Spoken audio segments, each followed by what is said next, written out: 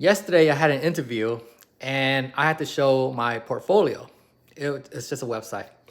So I actually brought two devices. I brought my laptop and with the dongles that I might need and my iPad. And the reason why I did this was because I did not know the environment I was going to be in. So I brought an iPad just in case it was a small, intimate environment, which it ended up being. So it's just more intimate. I'm able to touch the screen and pull it very naturally. And at the same time, I'm open, I'm looking at everyone like that.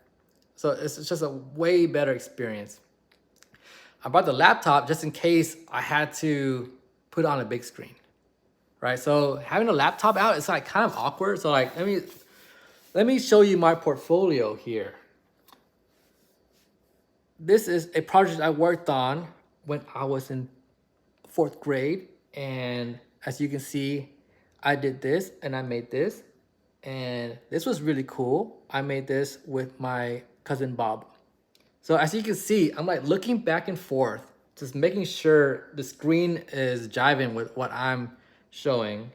It might even be easier if I had to show it on a big screen, but then it feels like I'm giving like a TED talk or something like that. That's kind of an intense interview there. If I'm like, this is my portfolio on the big TV screen.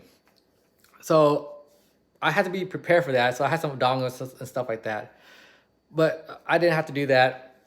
So realistically, you would either show stuff on your iPad or your laptop, and I preferred the iPad for sure.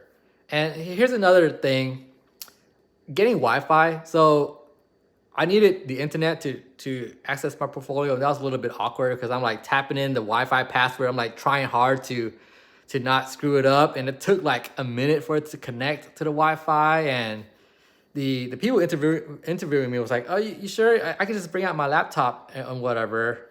And I was like, ugh, I prefer it this way. So, I mean, it just took me like 2 minutes and they're just kind of talking back and forth, trying to fill the silence.